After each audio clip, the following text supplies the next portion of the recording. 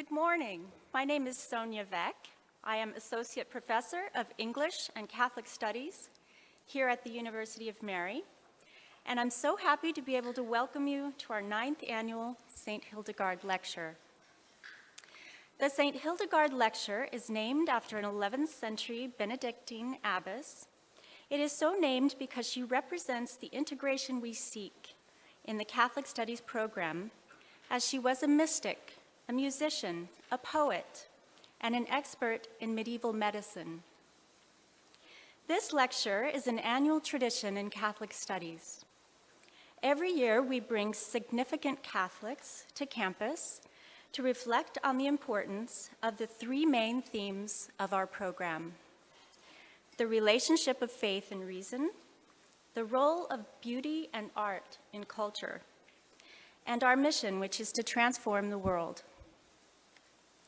All right, now, we aim to conclude this lecture in time for students to make it to their 11 a.m. classes, but you should know that your professors agreed no late marks will be given should you arrive a bit late for class today. As a result, there's no need to dash for the doors until our distinguished guest has completed his lecture. So before I introduce him, I want to introduce you to the president of the University of Mary and invite him to welcome you.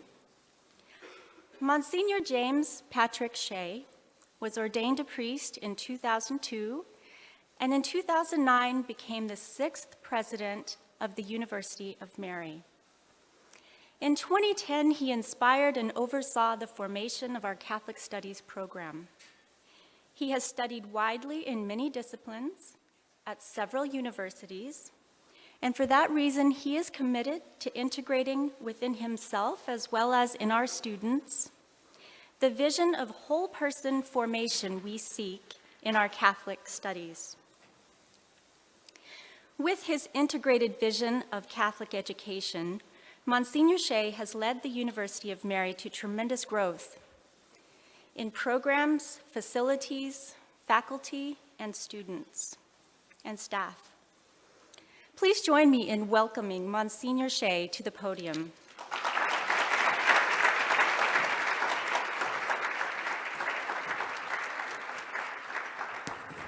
Dr. Veck, thank you very much. Everyone, I just want to say, first of all, a word of appreciation to the faculty of the Catholic Studies program who do such amazing work here on our campus. They really are, in many ways, the cream of the crop and the lifeblood of the university. And so I just want to ask you to join me in expressing appreciation to the Catholic Studies faculty of the university.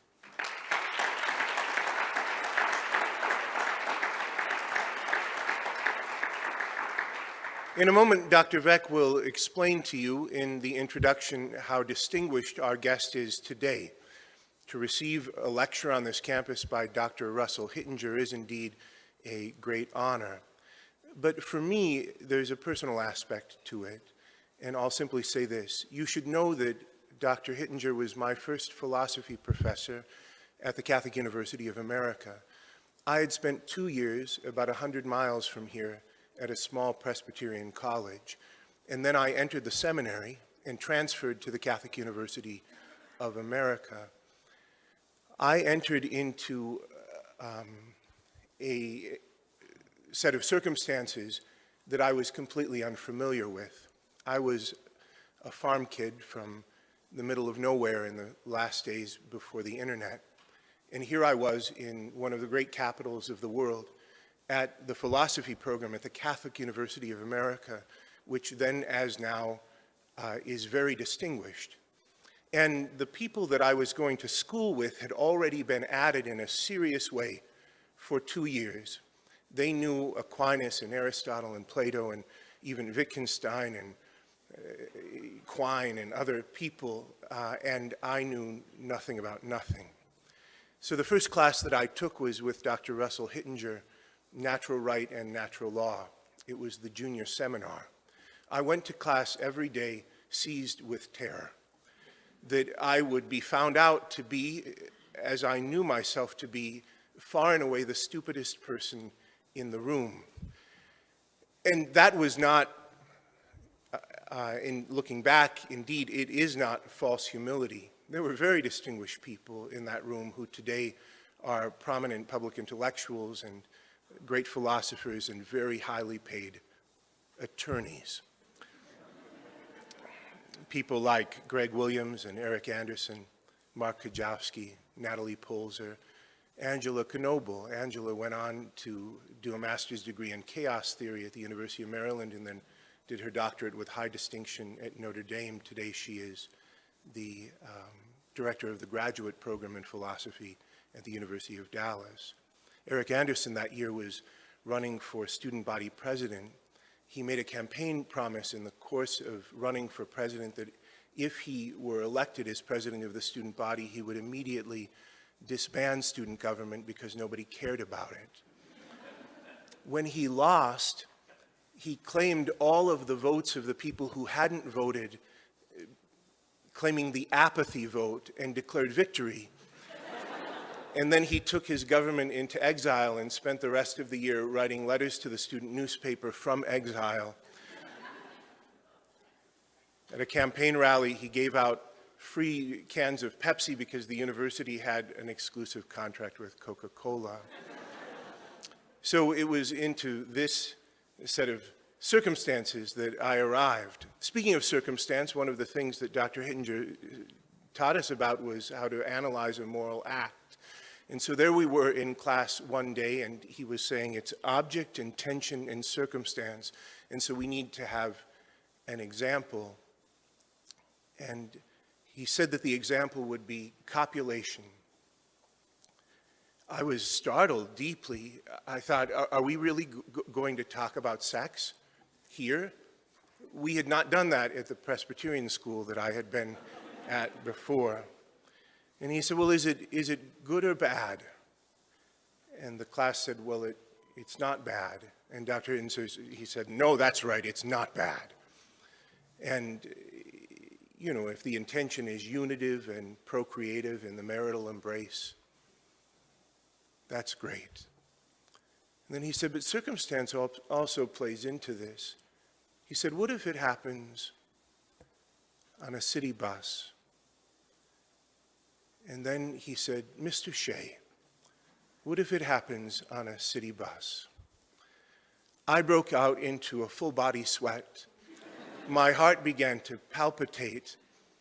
My mind surged with fear. The entire class swung around and looked at me to see what I would say. And I heard myself say, Dr. Hittinger, that would depend upon whether or not the bus is in service.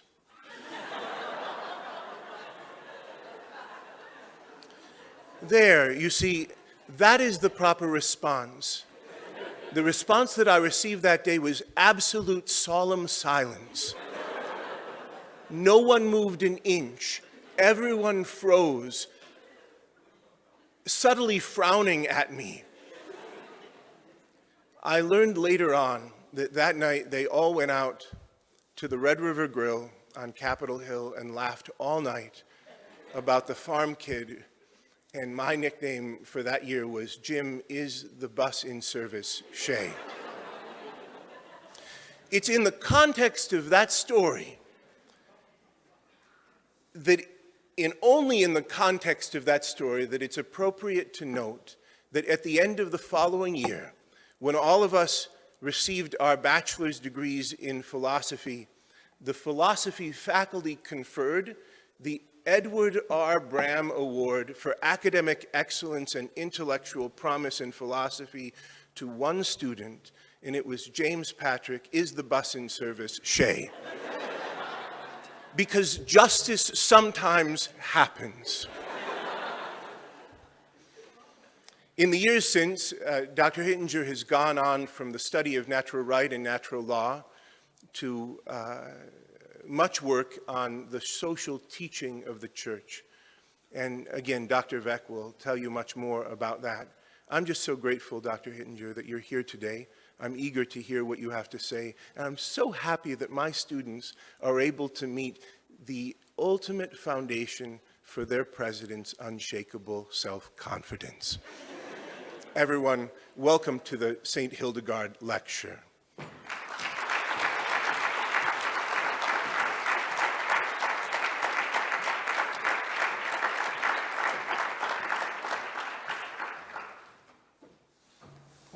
Thank you, Monsignor Shea. I'll now introduce our ninth St. Hildegard lecturer. Dr. Russell Hittinger is the Executive Director of the Institute for Human Ecology at the Catholic University of America, where he is also co-founder of the program on Catholic political thought. Since 2022, he has held the position of Research Professor Ordinarius in the School of Philosophy. He has served on the Pontifical Academy of Social Sciences and the much older Pontifical Academy of St. Thomas Aquinas. He has taught at several universities around the world, and just in the last couple of years, he has received honors and lifetime achievement awards from the Fellowship of Catholic Scholars and the American Maritain Society. He was also recently awarded the Aquinas Medal by the American Catholic Philosophical Association. His most recent book, entitled On the Dignity of Society, was published this December. Please help me welcome Dr. Russell Hittinger.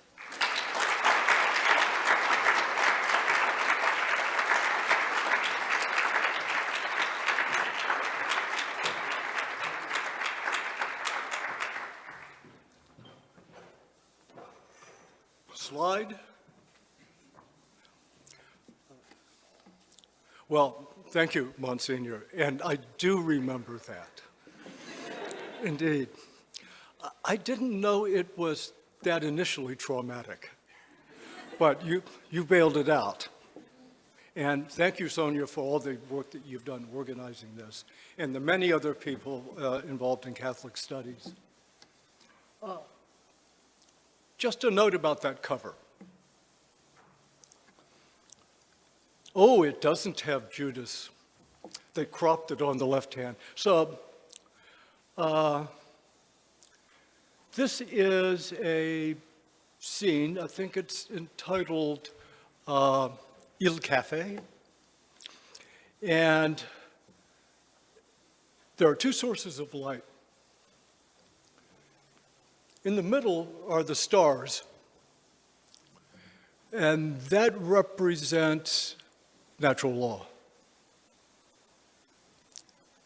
A natural light. But on the left is the greater light, and you see Jesus. And in back of Jesus, in the window, you see a cross, just letting someone know what they think is happening really is. And he's celebrating the Last Supper, dressed in white as a French waiter. And who are the congregants? Women of the night. And unfortunately, what is cropped out on the blue barrier there is Judas leaving the Last Supper in disgust and going into the bar. So, two sources of dignity of the social world, fundamental sources, which would be the natural law and the Eucharist, the Eucharistic table. And that's why we selected it for the cover. Now, this talk, I'm pretty sure if I were to read every sentence and make no digressions, is at least 50 minutes. And many of you have to go at 10 to 11, right, to classes and so forth. But we have questioning after that. What I'm going to do is when we come back after the little break, maybe another 5 or 10 minutes, but we'll move into questioning pretty quickly. We'll just see how I can edit this down as I speak. Okay. Those of you who have, surely in Catholic studies, read George Bernardino's Diary of a Country Priest, very famous novel. there's a scene in which the older pastor, curé, has a dinner table conversation with the younger priest, who's a rookie. And the older priest says, that famous encyclical of Leo XIII, Rerum Novarum, you can read that without turning a hair, like any instruction for keeping Lent. But when it was published, sonny boy, it was like an earthquake. It's a great line. Rerum Novarum, yeah, it's the first encyclical ever. 1900 years of church history. It's the first one ever to be published by the New York Times. I think the only other encyclical that was partially published by the New York Times was Pacem in Terris, John the 23rd. When John Paul II was Pope, he celebrated the 100th anniversary of Rerum Novarum and claimed this gave the church citizenship status. Why? Because all around the world, there in 1891, when it was published, everyone said, for heaven's sakes, the Catholic Church and the Catholic tradition is finally connecting with social facts on the ground. Indeed, the church was entering a conversation that concerns everyone. And it's an elegantly simple and very concise encyclical compared to the mammoth encyclicals that come out today. You can read it in 30 minutes. You should read it again, but 30 minutes you can go through the encyclical.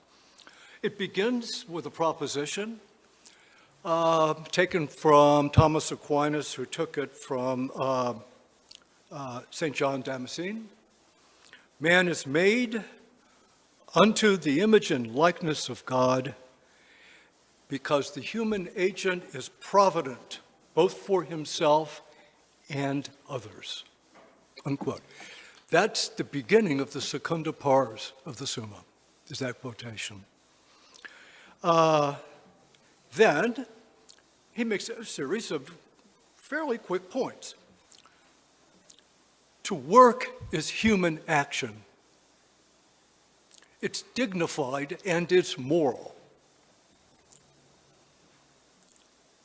To acquire property as one's own is a necessary condition for such action, not merely because you acquire it, but because you give it to others. A human being and a worker is provident for himself and for his family, his first social bond. And this includes also the right to form associations other than marriage and church and state for the purpose of advancing social bonds. That includes the right of collective bargaining. End of encyclical. Very well done.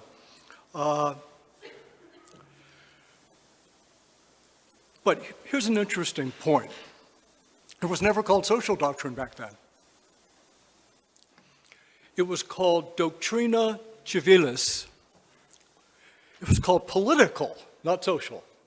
And let me give you an explanation for that. By the way, it's not officially called social until Pius XI, Quadragesimo Anno 1931. It was called political, and here's why. The church always had many things to say about social realities and moral aspects of social realities, about religious orders and their right to their properties and their immunities from the local government. Of course, marriage, the first sacrament. Believe it or not, in the 2 decades before Leo, the issue that crops up most often is dueling.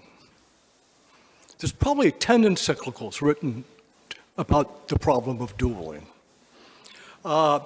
Tithing, trade. So the church was in fact, doing social thinking and social doctrine, but they called it political for this reason. The issue for centuries was jurisdiction. So, take a social bond like marriage. Who has jurisdiction over this? The church or the king? And by the way, if you hesitate to answer that, you're correct, because there's an overlapping jurisdiction on marriage. So in those days, it was simply presupposed that social life itself is relatively uncontested. Not even in the Reformation was there a major issue over marriage. The issue was jurisdiction. The Lutherans left the church over the jurisdiction issue of a Roman marriage tribunals. All of the major social issues are put in a position where you have two legal powers, call them even political, that fight over the jurisdiction of the case. This goes on forever, and this is why it was called political teaching.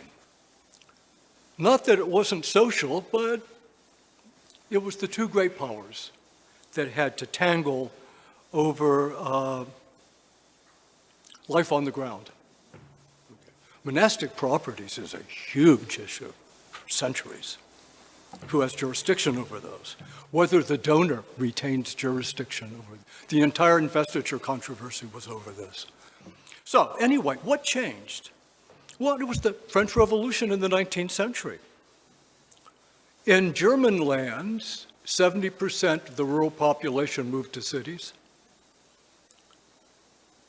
We have the urban poor, huge social dislocation. We have wage labor. That is, you work for a certain amount of money every day. You don't have a job. You've got to go stand in line and see what someone will pay you to work for 10 hours. We have every continent on Earth penetrated by railroads. The notion of local economies is gone, from Australia to Africa to Asia. Everything was taken by train to London and Belgium to be processed, to be sold in Europe. So this is what moved Karl Marx to say, all that is solid melts into air, all that is holy is profaned, and man is at last compelled to face with sober senses his real conditions of life and his relations with his own kind. Communist Manifesto 101. So this was also the era of mandatory education. That probably did as much to dislocate social life as any other factor in the 19th century. Military drafts begin in earnest by mid-19th century. And so the church could have just called this social doctrine right then.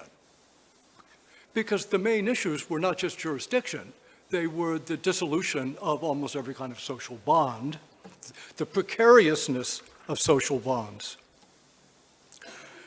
And so, at the time of Leo, who had a great encyclical writing team, he founded the Perusian Academy of St. Thomas Aquinas 20 years before he became Pope. And when he became Pope, he brought that team, his faculty, to the Vatican, to the Casino Pio Quarto, and they would spend all night writing encyclicals. He wrote more than 100, by the way. Not all of them are on this topic. And people would report that they would go out to the Casino Pio Quarto early in the morning, and Leo and his 10 encyclical writers are all sound asleep. And they'd wake up and make more.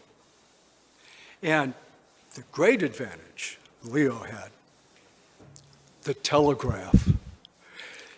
Leo and his team could write an encyclical one night, and because of the telegraph, they'd have it in a London newspaper the next day.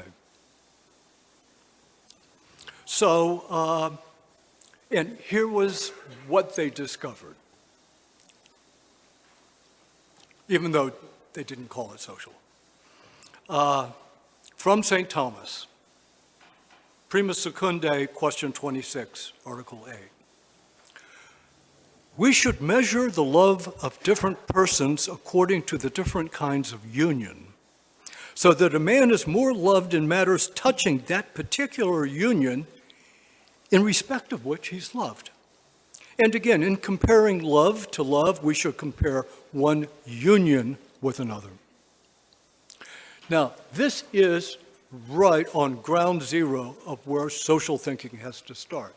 It's not just generally the question of love of union. Okay. And he says there's different kinds of love, of union, depending on what the union is, the social bond. So there are 4 questions that keep coming back. Who belongs to whom? Like, who is bonded to another? I remember when I was in high school, that was a big question once upon a time. Back then, everyone dated, which they don't do today. But, you'd give someone a ring, a class ring or something. Who belongs to whom? It's an absolutely crucial question. And what is the bond?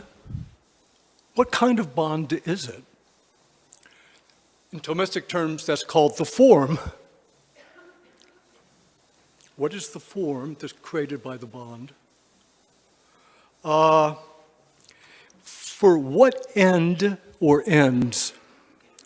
The form finalized, that's final causality. And what do the members owe to one another? Whether we're talking about a football team, or marriage and family, or a church, or a polity, or a motorcycle club. You have to ask these 4 questions, and if you can't get the right answer, you've got to keep on inquiring until you get the right answer. Who belongs to whom? What is the bond? For what purpose? And what do they actually owe to one another? By the way, in the late 19th century, when Leo was writing, and even well into the 20th, no social science is cited on this. They're just using Thomistic Aristotelian categories and realistically applying them. So, there are 3 kinds of unity. One, the most profound kind of unity is unity of substance, right? Form and matter constitute one thing. Soul and body. Okay. This is not a social bond. When I get up in the morning out of bed, I don't have to make a decision to do the right thing. Soul-body unity keeps on trucking. Right. Substance is a profound soul-body for us humans. But at the other extreme, there's a unity of things that are only composite. Like, I have 2 piles of sand in my driveway. I can say, this pile rather than that pile, but there's no intrinsic union. It's mere aggregation. That's the opposite of substantial unity. But in between, something else happens, and it's social. I still think this is just Aristotle 101. In fact, you can find it just by reading the categories. So, we go to the Piazza Navona, and there's 2,000 people there. This is not a substantial union going on here. Is it mere aggregation? Probably not, because there's intersubjectivity. That is, I'm aware that other people are aware that I'm aware, and I'm aware of them. It's called the piazza. Or if you go to the opera, everyone's aware that other people are aware. It's called intersubjectivity. But does intersubjectivity constitute a social bond? And the answer is no. Something more has to happen for a social subject to emerge from intersubjectivity. And that is the bond. There has to be a bond. Okay. A sharing of love in life, in one respect or another, with another person. And Thomas calls this unity of order. Common form, common end. Marriage is the great example.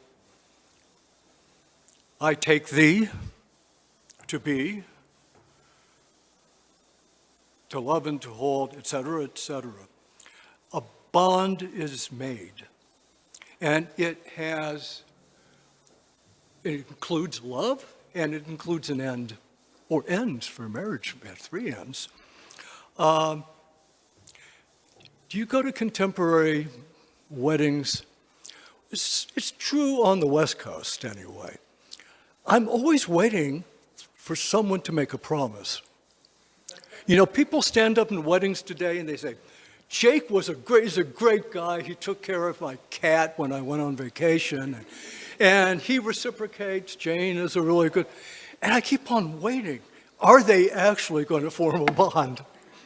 Most of the time, it's quite ambiguous. Yeah. It wouldn't be valid Catholic ceremony. You've got to take the bond. And where a bond emerges from social intersubjectivity, the church, beginning with Leo, although he gets it out of Aquinas, there are three necessary bonds. Matrimony, family, polity, and church. Now, what does it mean to be a necessary society? This is the kind of intellectual work they're having to do by late 19th century, because everything is up for grabs. Okay, marriage being a key one. The first meaning of a necessary social bond is neediness. We're needy. A man and a woman need one another to procreate. Well, today, we'll put that asterisk somewhere else. But there's a neediness, and they certainly need to do it together to raise the family. So marriage, and by the way, neediness on the part of the children, they wouldn't even learn to talk. They'd be worse than chimpanzees. Seriously, without the family. You know, 19th century Catholic thinkers really emphasized the proof for the existence of God based on speech, because no one teaches themselves to speak. It comes from something else, ad extra. And of course, polity is necessary, because unless we have order beyond the family and the neighborhood, it's going to be Beirut. Polity is absolutely necessary. It's based on neediness. It's chiefly a neediness for justice in larger social assemblies. And the church is the greatest example of neediness. We have a need to have our sins forgiven. And we can't do that ourselves. You can try, but it's not going to work. And so the three necessary societies, there are many other kinds of societies, by the way. You know, football teams, barbershop quartets, all sorts of societies, universities, and so on and so forth. But these three are most deeply rooted in the precariousness of human life and the need for a bond. Okay, and a stable bond. But necessity also means excellence. Not just neediness, but excellence, because if you get marriage and family right, it doesn't have to be perfect, but if you get it right and you get the bond in place, if you get polity right, if you get ecclesial membership right, there emerges a kind of excellence of action. If you're under precarity all the time, excellence is very difficult to achieve. Ask soldiers in war. They're not writing treatises in their minds. They're staying alive at best. Okay, so this was a great leap forward when Aquinas and Aristotle are accessed at the end of the 19th century to do real social analysis. And it's stuff that the governments then were not doing.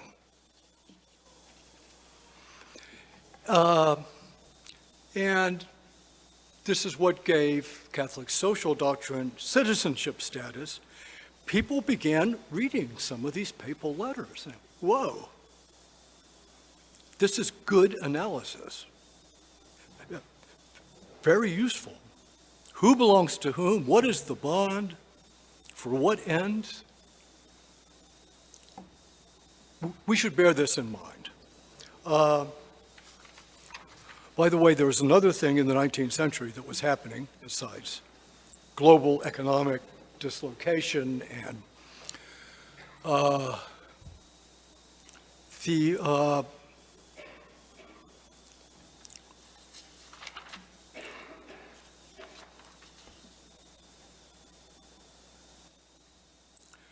the state really does want to enter the domain of domestic life.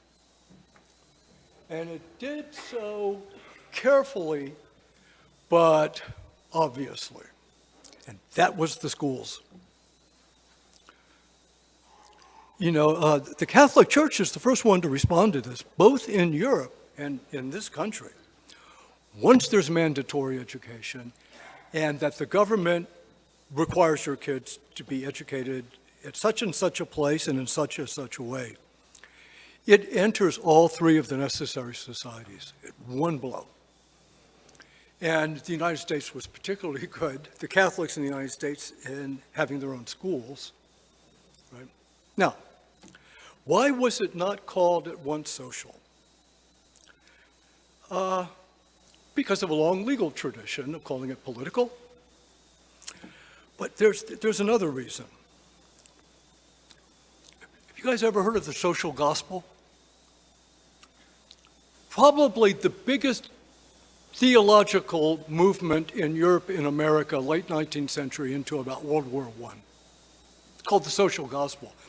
It was invented by Walter Rauschenbusch, who I believe was Lutheran, at least at the beginning, and wrote a book called The Social Gospel. Almost every denomination adopted this. That is, the social gospel is this. The individualistic gospel, you read what Jesus says for eternal life.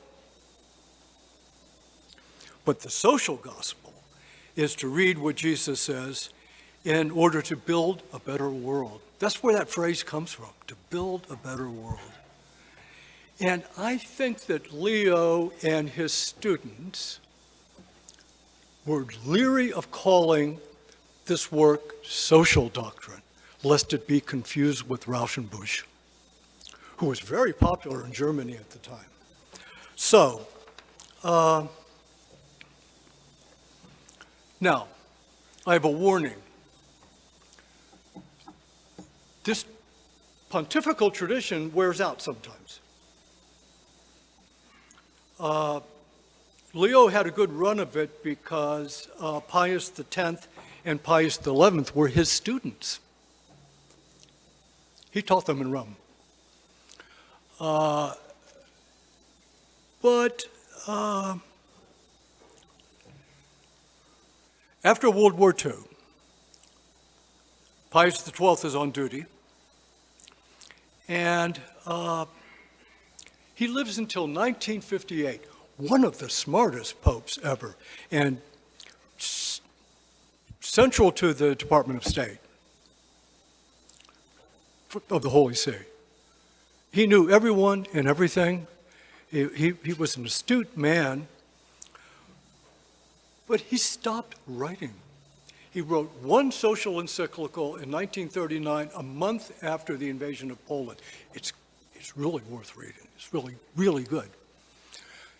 Never wrote another one. He gave small talks, all of which are very interesting, but never wrote another encyclical. And I know why. I could give a whole lecture just on this point. In 1945, when the World War was over, he said, I just can't summarize all the social facts here. Too many things are happening. There's the division of Europe into two things. There's A-bomb, 150 new countries in no short order. It's called decolonization. I remember because I collected stamps there. I had to change my stamp book every year. How many new countries were coming in, and then they disappear. After a civil war, you know. So economically, politically, socially, too complicated, and he had the good sense to go small. Wrote wonderful little essays and talks on especially family and conjugal life. Right? Little bits on economics, but he stopped because he thought it was beyond his ability to synthesize this stuff, or even get enough facts to begin the synthesis. He should be at least made a blessed for that wise decision. But there's another one shortly thereafter, Pius VI. Paul VI, excuse me. Maybe the second smartest and most experienced of those curialists in the Department of State, in the Vatican.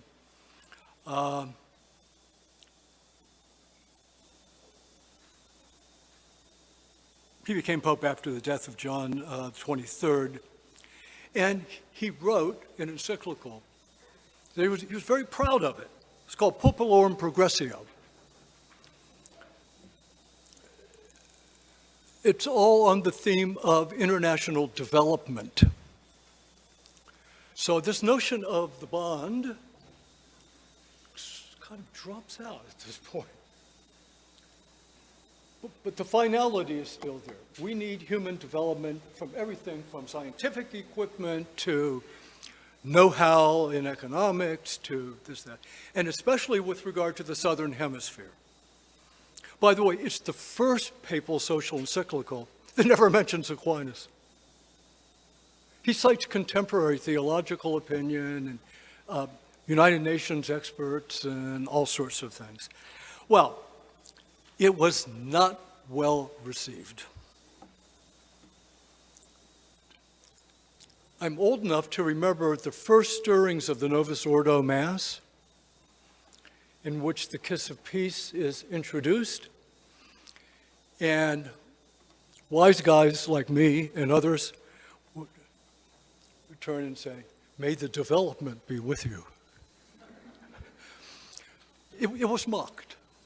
But more seriously, it was the South Americans who rejected it.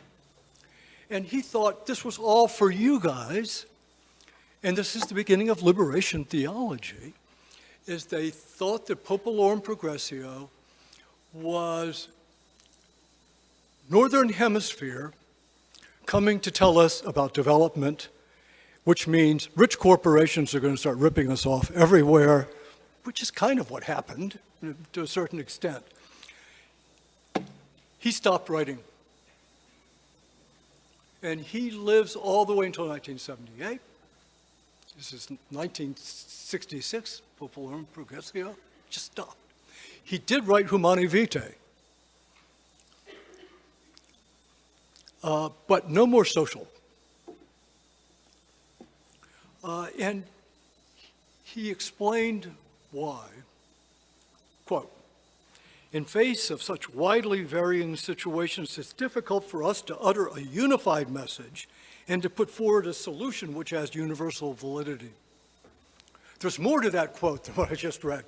But in other words, if you take social doctrine as a gigantic global project of setting everything right, you're on the wrong track.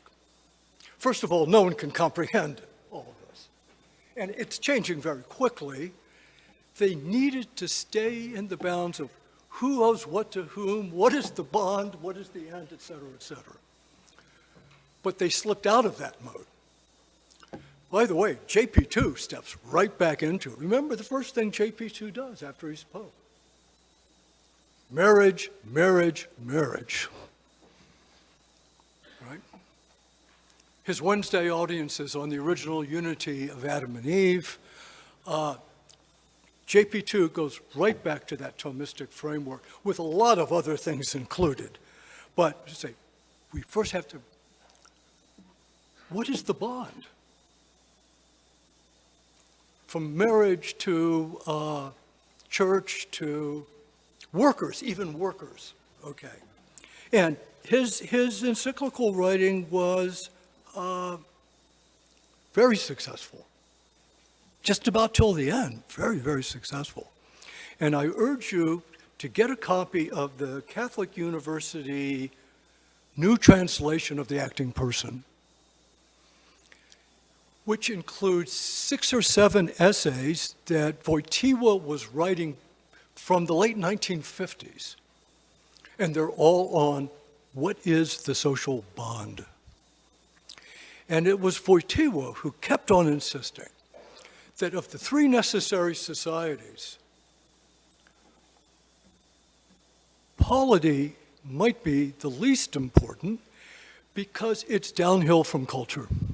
And what is culture other than those bonds that are made and multiplied? Marriage, family, church. Okay. So I have more things to say. I can stop there because I'm supposed to stop there. Okay, right. Okay, thank you.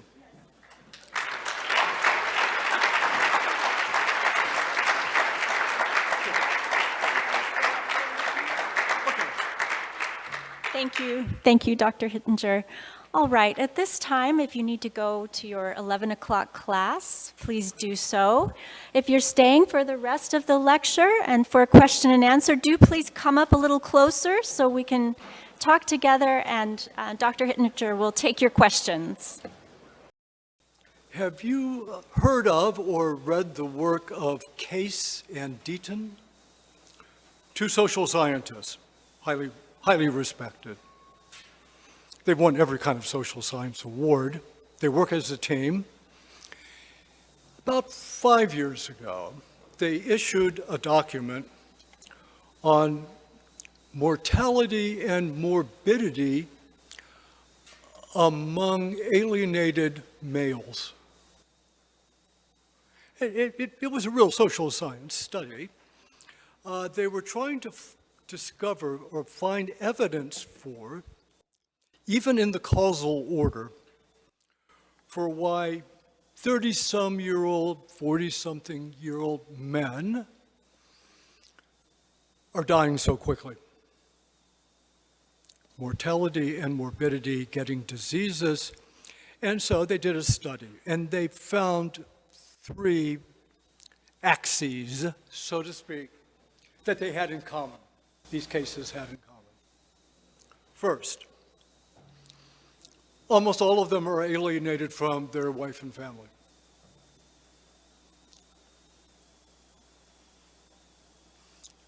They are hanging around the house playing video games at 1 o'clock in the afternoon.